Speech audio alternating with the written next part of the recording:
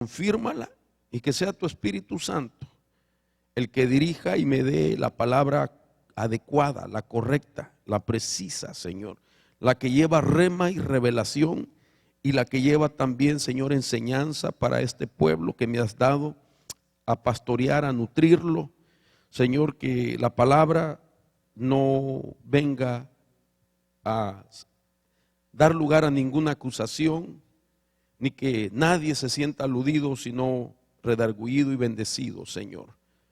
En el nombre de Jesús, que los pies de tus santos sean protegidos para que su caminar sea limpio y firme, Señor, en el nombre de Cristo.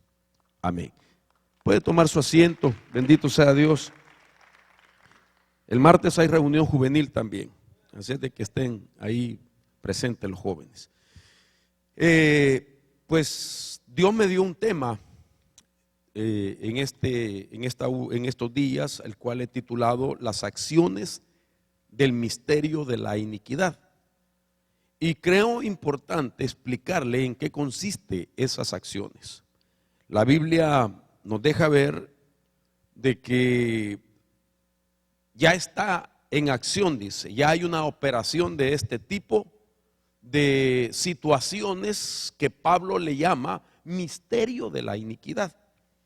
La base bíblica que quiero utilizar está en 2 de Tesalonicenses capítulo 2 verso 7. Es un pasaje que tiene un enfoque escatológico, un enfoque que nos habla de aquellos escenarios que se vienen dando como un cumplimiento, hermano, y que nos debe de anunciar a nosotros que la venida del Señor está más cerca de lo que creemos y de lo que pensamos. Dice el apóstol Pablo, porque el misterio de la iniquidad ya está en acción, solo que aquel que por ahora lo detiene, lo hará hasta que el mismo sea quitado de en medio. Usted sabe que en esta versión que estoy utilizando aparecen unas palabras en itálica que están recostaditas a un lado. Esas no aparecen en el original. Y yo le he explicado a usted que el intérprete las coloca para darle sentido a la oración, a la narración, pero que diría, porque el misterio de la iniquidad ya está en acción, solo aquel que ahora lo detiene hasta que el mismo sea quitado de en medio. Eso diría el original. Ahora, lo importante de esto es de que la palabra que aparece ahí, misterio de la iniquidad, es una frase, hermanos amados, interesante, porque esa frase es la que está relacionada, oigan lo que le voy a decir, nunca antes lo hemos hablado, pero esta frase, misterio de la iniquidad, es la que está como, sí, íntimamente relacionado con cosas negativas que hace la gente buena. Hay una gran diferencia en cosas negativas que hace la gente mala. ¿Me entiende? Eso no tendría nada de interesante, porque la Biblia misma dice que según las intenciones del corazón, las inclinaciones o las intenciones de los pensamientos, las inclinaciones del hombre van a ser de continuamente el mal. Eso dice Génesis capítulo 6. Pero cuando hablamos, hermano, de cosas negativas que hace la gente buena, ahí ya cambia la situación. Y ahí es donde entonces se convierte la frase misterio de la iniquidad en algo interesante e importante para nosotros. Porque cuando mencionamos la palabra iniquidad, debemos de saber que se le cataloga iniquidad al pecado que cometen los espirituales. Hay 3 niveles de falta y de ofensa delante de Dios, que son transgresión, pecado e iniquidad. Y yo he explicado mucho acerca de eso. Son 3 niveles de ofensa. Generalmente a las 3 se les dice pecado, es una forma de pecar, pero cada nivel nos deja ver, hermano, valga la redundancia, el nivel de esa ofensa. Sin embargo, cuando habla este pasaje del misterio de la iniquidad, a mí me llama mucho la atención esto, porque se está hablando de cosas que un justo que está supuesto a no hacer, porque sabe que son cosas que van en contra de la voluntad de Dios y del mismo carácter de la persona o de lo que ahora es en Cristo. Sin embargo, lo hace. Le estoy hablando de hacer cosas malas, la gente buena, la gente santa, la gente espiritual. Y esto me llama la atención porque aquí yo veo un montón de gente buena. ¿Aló? ¿Cuántos buenos hay? Ay, por favor, hermano, dígame amén, hombre, no me ponga en un terreno bien difícil. ¿Cuánta gente buena hay acá? ¿Cuánta gente santa hay acá? ¿Cuánta gente espiritual hay acá? Bueno, yo lo creo en el nombre de Jesús, porque no creo haber trabajado en vano todo este tiempo sembrando la palabra en su corazón. Algo ha pasado por la palabra que el Señor me ha permitido compartirle, amén. Entonces, fíjense qué interesante esto, porque cuando continuamos viendo más adelante, por ejemplo, el versículo 8 de ese mismo capítulo dice: y entonces será manifestado aquel inicuo, a quien el Señor Jesús matará con el soplo de su boca y destruirá con el resplandor de su venida. El advenimiento del inicuo es por operación de Satanás, con todo poder, señales y prodigios falsos, y con todo engaño de injusticia entre los que perecen, por cuanto no recibieron el amor de la verdad para ser salvos. Imagínense esto, hermano, lo que está diciendo, que en el misterio de la iniquidad, yo quiero considerar las expresiones que ahí se mencionan, porque ya está en acción el misterio de la iniquidad. Entonces, solo con interpretar ese pasaje, me llama la atención que el misterio de la iniquidad produce acciones en las personas que son atacadas en ese misterio.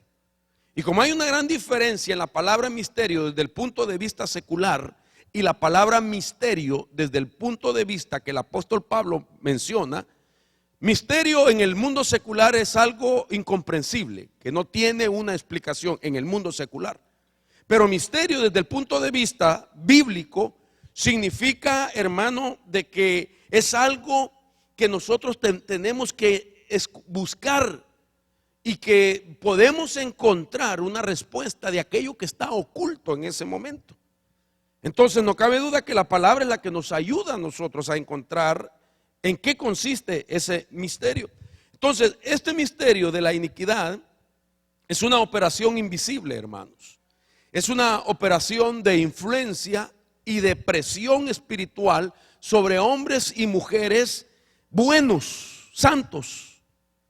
Pero esa presión viene con la intención de hacer caer a ese hombre bueno y mujer buena y santa en acciones que son consideradas iniquidad. ¿Me entiende? Pero la Biblia dice que esto tiene que suceder antes de que aparezca el inicuo, que ya es una persona físicamente que se va a manifestar en los días, hermanos, próximos al arrebatamiento de la iglesia.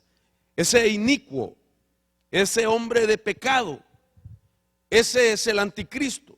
Sin embargo, las acciones del misterio de la iniquidad son como un protocolo que está preparando, ¿me entiende?, el ambiente para esa manifestación. Entonces, una de las cosas que este misterio, quiero empezar a explicar, comienza o busca hacer, primeramente es impedir, oiga, la iniquidad, impedir la bendición en el creyente. Sin embargo, muchos de nosotros podemos decir que ya estamos benditos por el Señor. Entonces, cuando ya hay una bendición, pues ya no la puede impedir. ¿Cuántos están bendecidos por Dios? Cuando ya hay una bendición, ya no la puede impedir. Pero lo que hace como segundo paso es, hermano, perseguir al bendito. ¿Para qué? Para dañarle su testimonio, haciéndolo caer en acciones de iniquidad. Entonces, si no logra afectar la bendición, va a tratar de afectar su testimonio. Usted sabe que él trata, dice Pablo, que él es el que ha cegado el entendimiento de los incrédulos para que no les resplandezca el evangelio de nuestro Señor Jesucristo. Entonces, él puede cegar para que la gente no reciba a Cristo, pero cuando ya la gente recibió a Jesucristo como su Salvador, él ya no puede impedir nuestra salvación. ¿Me entiende? Entonces va detrás de que aquel no alcance la bendición. Sin embargo, si la bendición llegó, ya no la puede impedir tampoco, pero persigue a manera de afectar el testimonio de esta persona.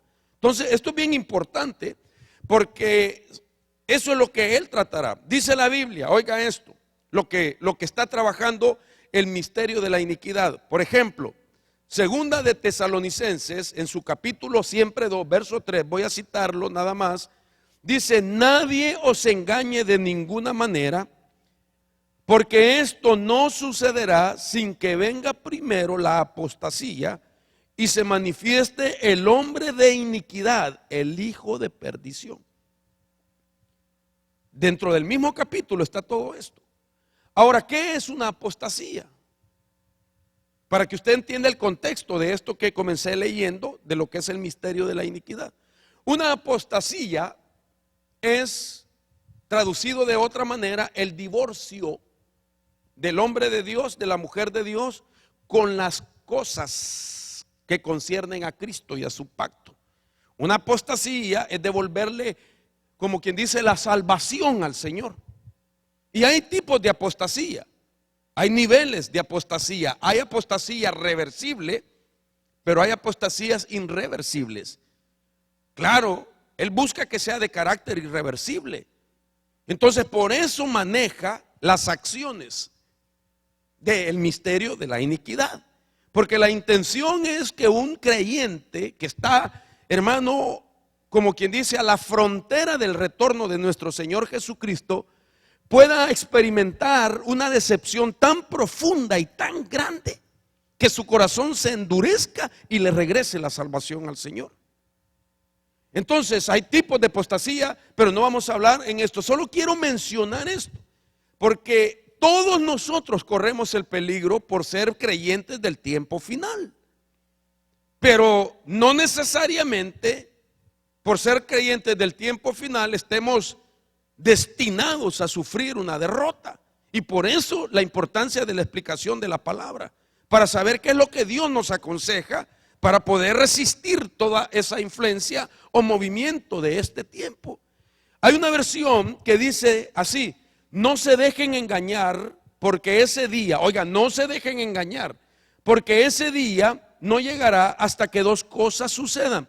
Primero, habrá un periodo de rebelión extrema contra Dios, y entonces se manifestará el hombre de pecado, el hijo del infierno, dice esta versión. Quiere decir de que antes de la aparición física, según esta Biblia, habrá lo que se llama una rebelión extrema contra Dios. Oiga esto, hermano. Y está hablando a los creyentes. ¿Qué puede llevar a un creyente a que se rebele extremadamente, como dice esa versión, contra Dios? Después de haber experimentado la bondad, el amor, la misericordia, quizás la sanidad de algún problema físico, quizás hasta liberación de espíritus inmundos, y de momento no entender las acciones del misterio de la iniquidad, decepcionarlo tanto, hacerlo caer en una trampa, que se vuelva, hermano, en una rebelión extrema contra Dios. Usted no sabe lo difícil que es tratar de hacer reflexionar a uno que conoció el evangelio y quererlo, como quien dice, reevangelizarlo otra vez. Yo puedo decir, es más fácil agarrar a uno que nunca ha conocido de Dios y evangelizarlo, que agarrar a uno que conoció de Dios y su corazón se le endureció. Y es más, que cuando usted le habla la palabra, tal vez él la traza mejor que uno. Se sabe los versos, las citas, y uno tratando, ¿verdad?, en sus limitaciones de hacerlo reflexionar, tal vez hasta se equivoca. Y tal vez le pone ejemplos como decir, ¿verdad? Imagínense que Moisés salvó a toda su familia cuando vino el diluvio, y el otro lo corrige. No, hermano, usted se equivocó. No fue Moisés, fue Noé. Es más duro, hermanos. Pero ¿qué puede pasarle a una persona? Entonces, esto a mí me llama la atención muchísimo, porque hay una versión que dice una apostasía casi generalizada en todos los creyentes, dice. Así dice una versión. Que no se manifestará el inicuo el hijo de perdición físicamente, aunque ya está vivo, ya existe él, pero no se va a manifestar hasta que no se dé una apostasía casi generalizada de todos los creyentes. Y entonces, cuando yo leía esto, yo le preguntaba al Espíritu Santo: Señor, yo quiero entender cómo es este misterio. Y entonces el Señor así me ha empezado, hermano, a concederme un poquito de entendimiento respecto a esto. Y quiero basarlo. Que como Pablo dice, ya está en acción. ¿Desde cuándo? ¿Desde cuándo está en acción el misterio de la iniquidad? Imagínese usted que estos ministros de Dios, Pablo, el apóstol Juan, tenían una revelación muy conviccionada, que declararon cosas que en su momento pues causaron un impacto, pero que fueron los únicos que explicaron respecto a lo que habían recibido. Juan habló que el espíritu del anticristo ya estaba también en acción. No el anticristo, pero él dijo, ya está también operando el espíritu del anticristo. Entonces, nadie conocía todavía esa doctrina. Todos hablaban de la venida del Mesías. Desde tiempos antiguos se sabía de la venida del Mesías. Y la palabra anticristo es una antítesis de la palabra Mesías, con el agregado de anticristo. Pero lo que está diciendo, un antimesías, uno que se opone a lo que es el Mesías, uno que se opone a la unción, uno que se opone a todo lo que tiene que ver con Cristo. Empezó a hablar el apóstol Juan. Y Pablo, cuando habla del misterio de la iniquidad que ya está en acción, no crea que habló solo de su tiempo. Estoy seguro que revisó desde la caída del hombre y desde las dispensaciones, como dice Scofield, de cómo Dios comenzó a trabajar con la humanidad a manera de restaurarla en diferentes etapas. Esas dispensaciones, si usted quiere, son los 8 pactos que existen en toda la Biblia. 7 en el Antiguo y 1, el nuevo pacto, dentro del nuevo pacto, valga la redundancia. Pero Scofield le llamó dispensaciones a eso, porque fueron etapas o temporadas donde Dios trató de diferente manera, hermano, con la gente en esos tiempos. Pero entonces Pablo, cuando menciona eso, estoy seguro, hace una revisión de todas esas dispensaciones y se da cuenta que el misterio de la iniquidad siempre ha estado en acción desde que la creación angelical le falló a Dios. Cierta creación angelical le falla a Dios y surge a la existencia de los males que puede vivir una creación, y se le titula a ese mal que solamente se originó en la creación angelical, iniquidad. La iniquidad comenzó con aquellas creaciones que se rebelaron en contra de Dios. Si usted quiere, la reina del cielo, que se llama la iniquidad. Después cae Satanás, después una tercera parte de las estrellas, siguen cayendo más estrellas, y después la humanidad cometiendo faltas a la manera de esas estirpes de creaciones super, hermano, naturales o sobrenaturales. A eso se le llamó iniquidad. Al pecado, por eso se llama iniquidad el pecado de un espiritual ahora, pero era el pecado de los espíritus, de las creaciones angelicales. Pero entonces, a partir de eso, las acciones de la iniquidad apuntaron hacia la humanidad. Y mire, quiero darle algunos ejemplos de estos misterios, de estas acciones del misterio de la iniquidad, para poder explicar este tema. Pido a Dios que me ayude con el tiempo. Y vuelvo al principio. El misterio de la iniquidad, las acciones del misterio de la iniquidad tiene que ver con males que cometieron hombres buenos, mujeres santas, piadosas, que decían temerosas de Dios, gente buena, gente que era considerada justificada por Dios de tal manera que eran justos de Dios, pero cometieron faltas. El gran problema de esto, que nos va a ayudar a entender, por ejemplo, la pregunta que siempre nos hemos hecho nosotros, hermano. Y yo sé que usted la ha hecho, y yo me la he hecho también. Y que son cosas difíciles de entender.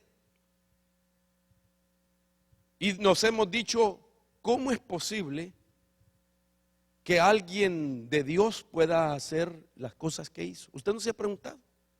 ¿Aló? Levánteme la mano solo para ver si usted no se ha preguntado. Yo me he preguntado muchas veces. ¿Por qué hay gente de Dios que hace cosas difíciles en su vida? Cosas que no se supone que debe de hacer. Entonces la pregunta es, ¿qué le pasó? ¿Qué había en su vida?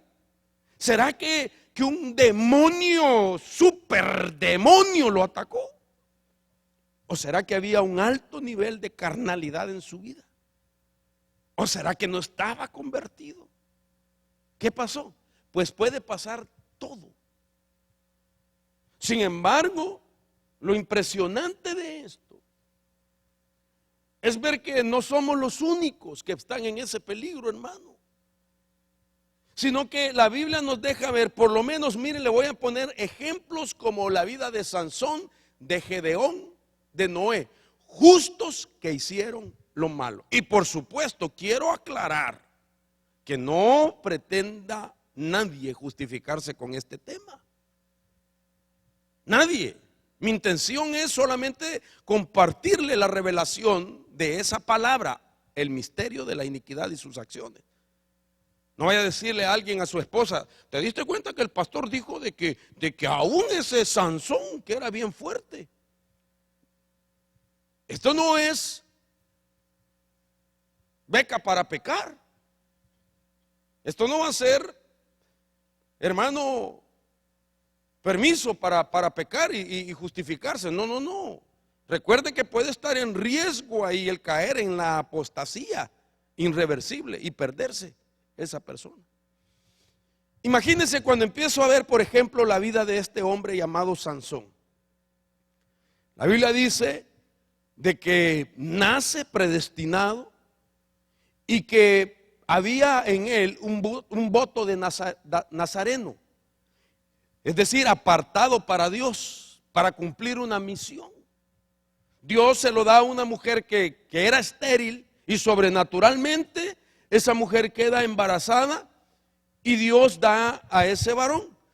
Lo que me llama la atención de esto, que Sansón se supone, si no estoy mal en una cronología, de que fue el último de los jueces.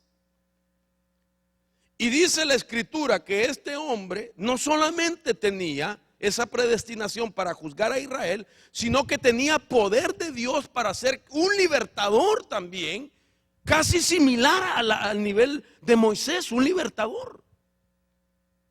Pero entonces viene este personaje, dice la Biblia, que comienza a tener acciones que van en contra del voto de consagración que tenía.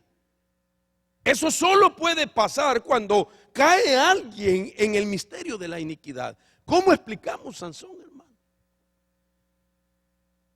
De que era un hombre de Dios, poderoso, y que hace las cosas más difíciles de comprender. Y que muere después de haber juzgado a Israel 20 años por lo menos, juzgó a Israel.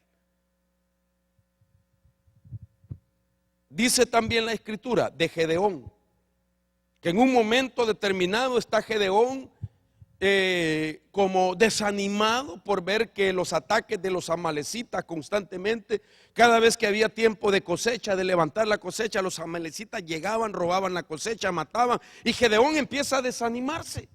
Se le aparece un ángel y le dice, con esa tu fe, guerrero, eres un valiente. Y Gedeón todavía le dice, qué fe ni qué nada, estoy parafraseando.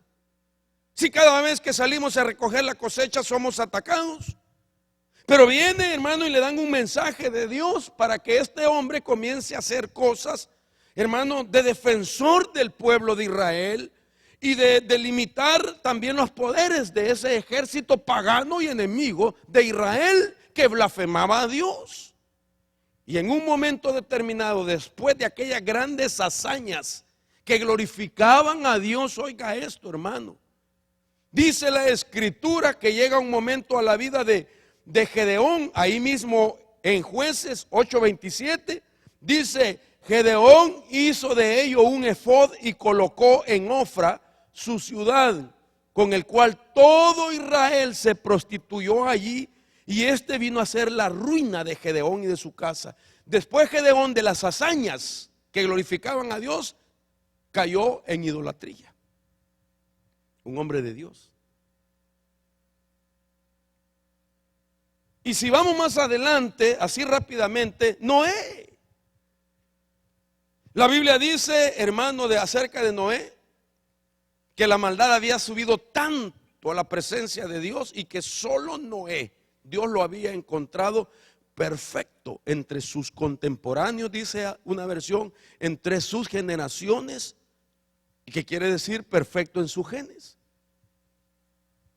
Y Dios le da a él un llamado, lo comisiona a hacer una obra que glorificaba a su nombre. Comienza a predicar que viene un diluvio, que se arrepientan, y paralelamente comienza a construir una arca. Se burlaban de él porque nunca, dice la Biblia, había llovido en ese tiempo en la tierra. Y entonces, al ver que él anunciaba que iba a venir un diluvio sobre la tierra, todos se burlaban, nadie le creyó, la humanidad no le creyó. Solo sus 7 familias, sus miembros de su familia le creyeron: su esposa, sus hijas, sus yernos, sus hijos, perdón, y sus nueras. Y se salva. La Escritura dice que después que las aguas decrecen, que Dios le entrega la tierra casi reciclada. Sí, se le entregó, no casi, se la dio como reciclada, nueva la tierra. Un aroma de frescura, de pureza subía de la tierra. Le da la bendición de Adán, lo bendice, le dice: multiplícate, fructifica y llena la tierra, sojúzgala. La misma bendición que le dio Adán se la da a Noé. Pero dice la Escritura que después de un tiempo planta una viña, se emborracha, se queda desnudo en su tienda, entra uno de sus hijos y lo mira desnudo y va y lo cuenta a sus hermanos. La palabra de Dios, cuando usted va a los originales, no solamente nos deja ver que solo lleva la acción de verlo, sino que le hizo o quiso hacerle violencia sexual, su hijo a su propio padre.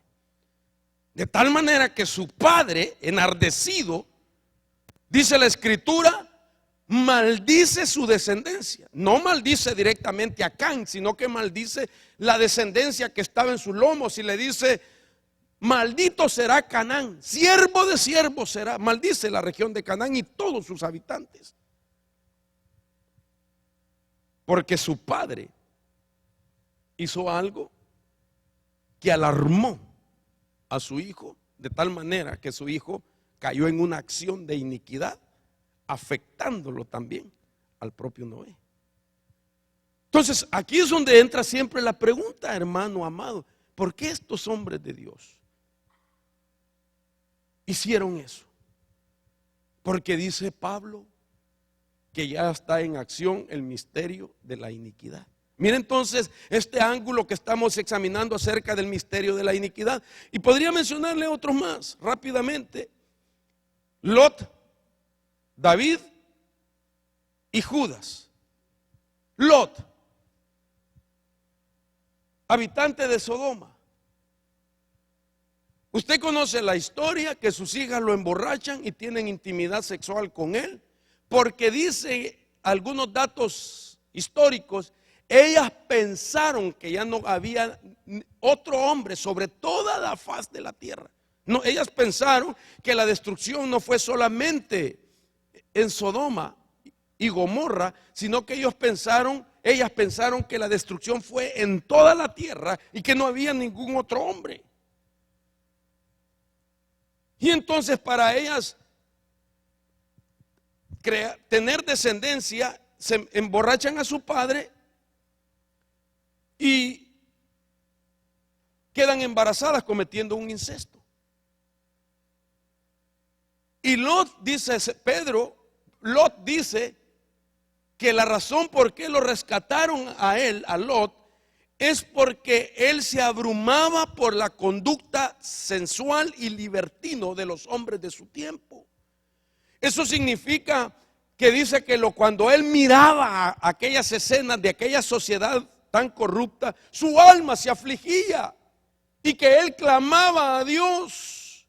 Y ese clamor lo califica como un justo, lo salva a Dios, pero después, hermano, cae en esa situación que es difícil explicarla. Si vemos a David, otro personaje, de David se decía que era un hombre conforme al corazón de Dios. De los pocos hombres que la Biblia dice que eran conforme al corazón de Dios. Había sido ungido 3 veces David. Dios, hermano, lo había respaldado en sus grandes hazañas. Mataba leones, mataba osos. Oiga esto, mató 5 razas de gigantes. Estuvo a cargo de la destrucción de 5 razas de gigantes según la Biblia. Y lo que me llama la atención, que fue vencido que venció leones, osos y gigantes, pero que cayó vencido delante de Betsabé.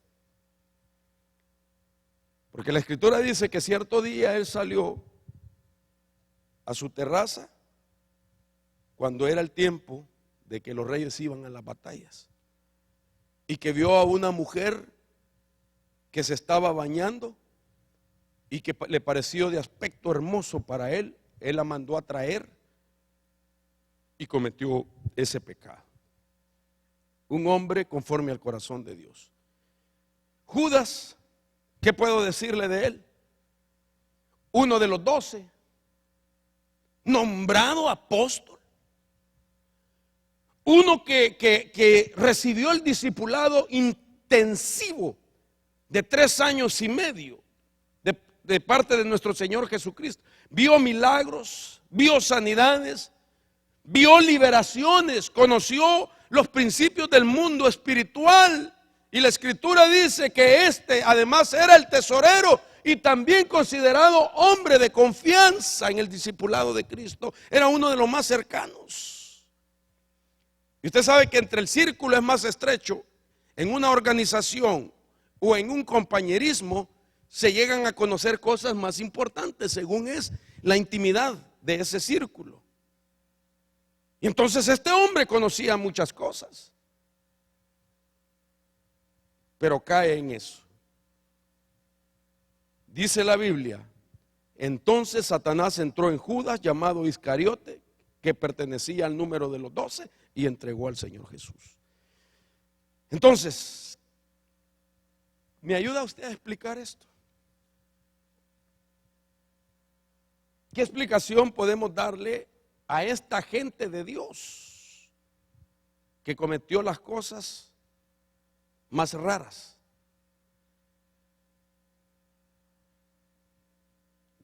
Entonces hoy la respuesta es: cayeron en la operación de las acciones del misterio de la iniquidad.